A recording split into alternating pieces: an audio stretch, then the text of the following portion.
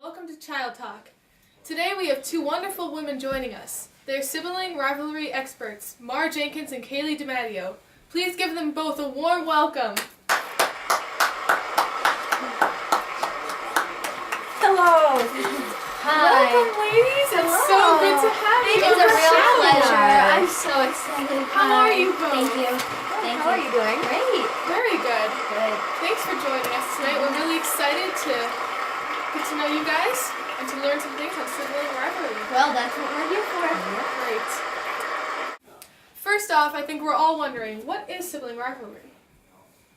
Well, sibling rivalry is the jealousy, competition, and fighting between brothers and sisters. Rivalry often starts after the birth of the second child, and it usually continues throughout childhood.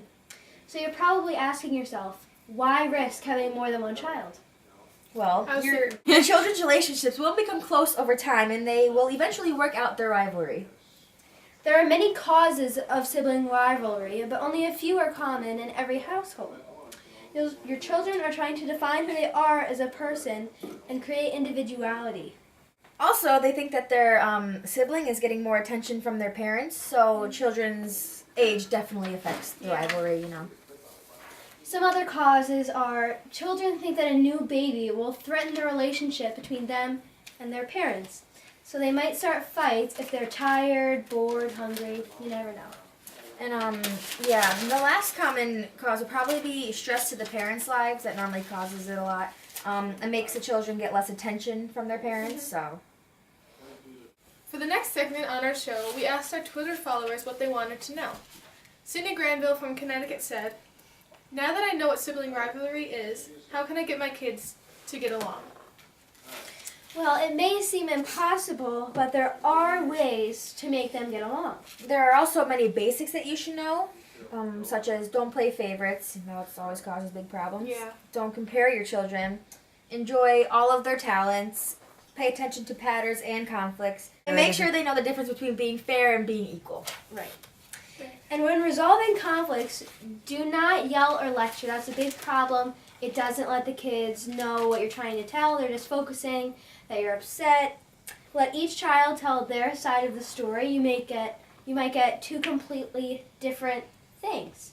Don't let one child go. That's like playing favorites. Yes. Hold each child equally responsible and try to encourage win-win negotiations. Yes, and only intervene when there are dangerous fights. Hey, can I interrupt for a second? I have a quick question. So if they're just having like a normal, just verbal fight, you're supposed to just let them work it out by themselves? Yes, definitely. Beware of sibling abuse, and if it does occur, seek professional help immediately.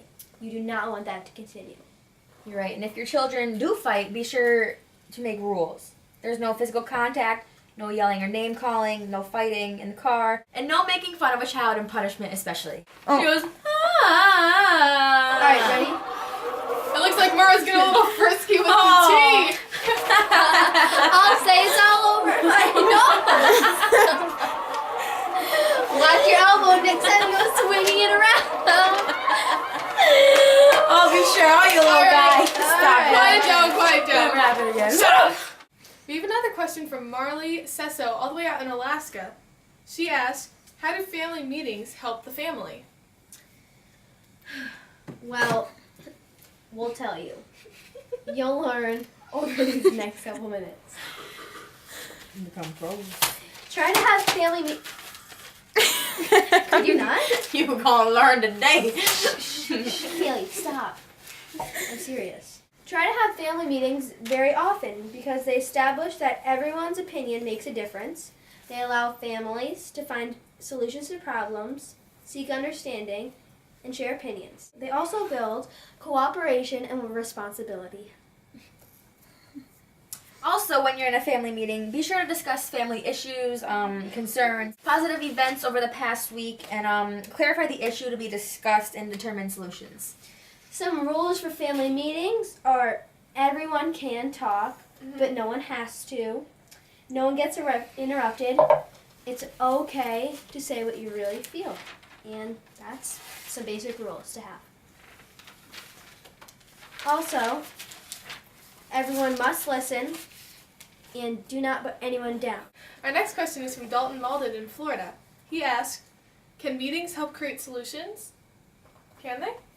Well, it may feel like there's nothing to do for sibling rivalry, but there are some solutions.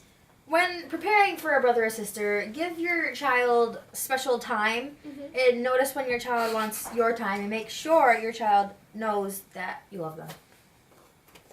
Reassure the older child by giving them special time 2 to 3 times a week. Let me explain special time. It's when you and the child alone, you don't need that other child as a distraction.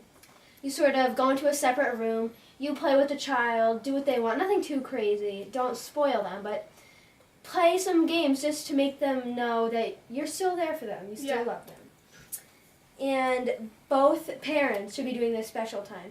You could give the younger child to a relative, have a couple special times before that child is born also, so they understand what's going to happen when the child is born, that they will only get special time a couple times a week and not every day. And also you want to notice what goes well because brothers and sisters do want to get along, so have them help each other out. When one sibling is harsh to the other, the child is not feeling connected or relaxed. When I say connected, that could be with the new birth, their parents, even the whole family. They may not know how this new thing works, having another child with them. And this is why they're acting the way they are. Yes. Stop the child by being firm but gentle. Stay with the child and keep them close. And definitely try to use a little yelling and criticism. Okay. I think that answers that question. May I just say, thank you to the crew of Child Talk Oh, wonderful. for getting delightful. me this great peppermint tea. I love it. You're well. It's all the way from China, the fields in China. Oh my. What's this lemon water from? That lemon water? Just keep in mind, when the hurt has already happened, make sure no more harm can be done. And apologize to your child. This may seem odd, but after your children fight, say to your children, I'm sorry that I couldn't get here quicker. I'm sorry that this happened. Why would you feel this? Try to understand where your child is coming from. Yes. Your child is good, so remember that all children get upset sometimes, and just be sure to listen to all your children from time to time. Right, you want to do it not once a month, once a year, just once a week. Time to time. Yeah. Do it. At least once a week. Our next question is from little Mindy Flower from San Francisco. She's only 8 years old, guys. Only 8. She asked, is it possible for adults to have sibling rivalry? Well, many people think that sibling rivalry is a childhood problem, but it can carry into adulthood. Adults will try to get rid of the relationship between them and their sibling. By emphasizing the relationships between them and their others. Many adults feel that this is the way it's supposed to be, and they would rather be around people who treat them with respect, like a friend, someone who's more than a friend, you know. Yes, twins especially are definitely more likely to have sibling rivalry. They fight over silly things such as like first birth, who was born first, who had the first words, silly things like that. And parental comparison with twins often leads to rivalry. Spouses affect sibling rivalry because they can destroy the relationship between a brother or a sister. Also, business can destroy. Say if someone gets married to a businessman and their sibling tries to use some of their talents, they get involved with business, money gets involved, and that fails, that can cause a big fight, and then the siblings may never even speak again.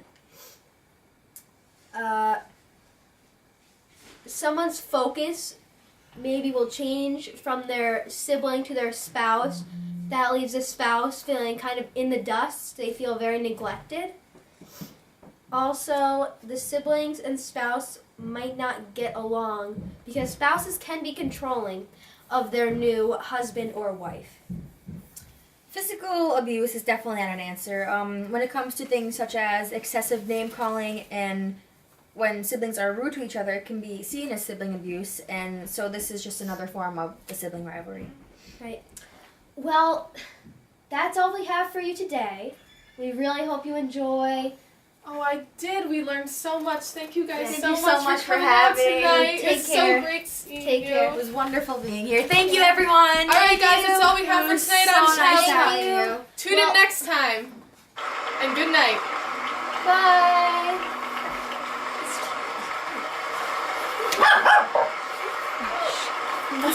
I know. Marcos.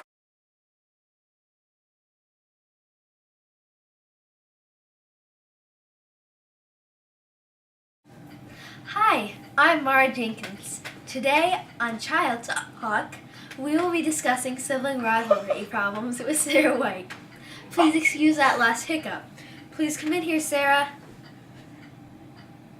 Crowd?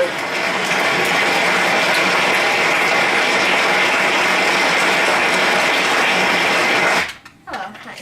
I'm a mother of 2 boys, and their names are John and Matt. John is older, he's 6 years old, and Matt is 4. The problem is, Matt wants to be just like John. Oh. He copies everything he does. It's like, it gets John miserable every day. Like, he lashes out, it causes fights. It's horrible. What can I do? Tell me, wait, first before I start, is there ever any crying tantrums of that? Yes. Ugh. Well, this is a common problem between kids that have such close ages. But you do need to have some separations between the kids. For example, if John is doing something and Matt tries to join in, say, Matt, no, you can't do that. That's John's thing. He's doing that right now. You can do something different. Let him do a different activity that's more suitable for his age. Keep in mind that John is 2 years older than Matt. Matt's only And 4. 6 and 4 are very different. Yes, very Very different.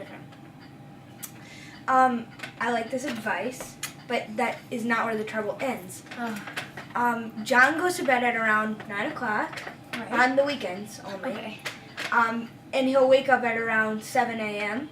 to get a full day in. Right. But- younger kids usually do wake up earlier.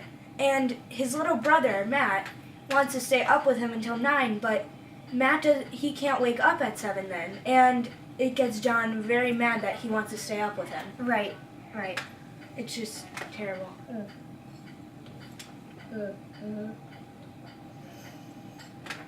Well, looking through John's eyes or in John's shoes, I can see why he's getting mad.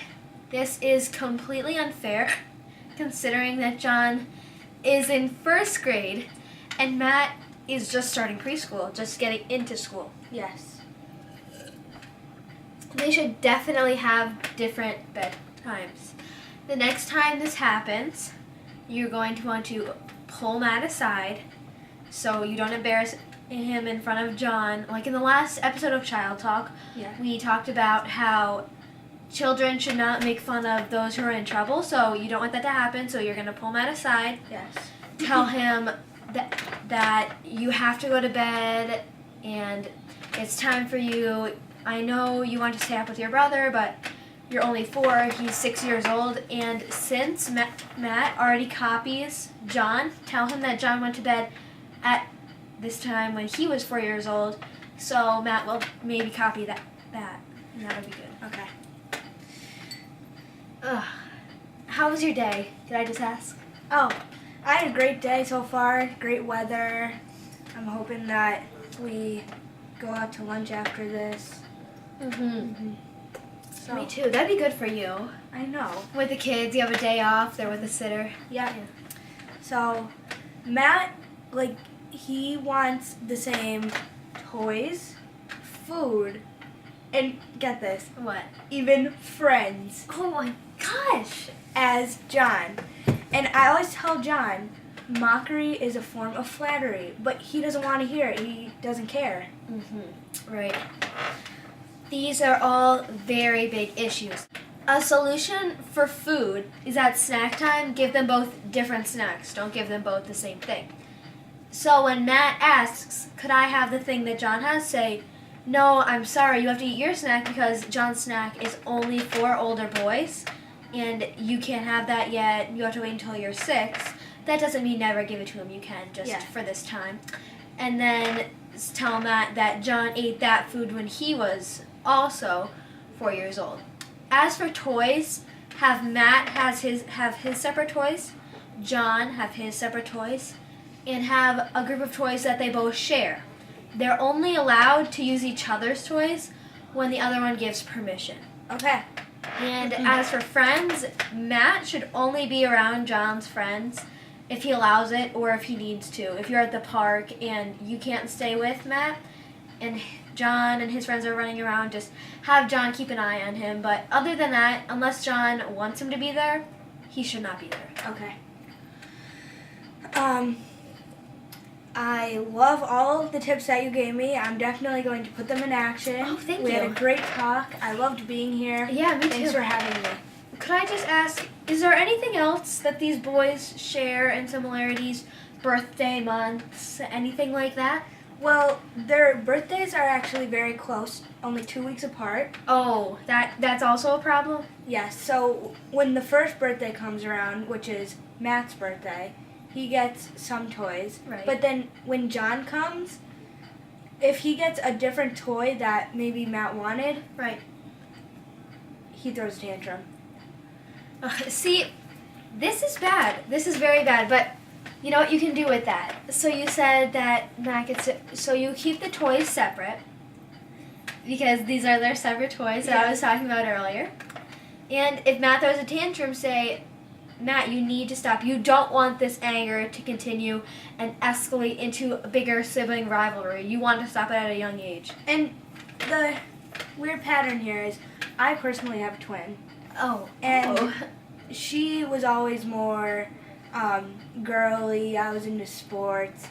But even though we were different, we also had like fights more Right. often because we were twins. Well, that is a proven fact that twins are more likely to have sibling rivalry. Not all do, but the scale is higher for twins. They usually do have sibling rivalry. Very interesting. Right.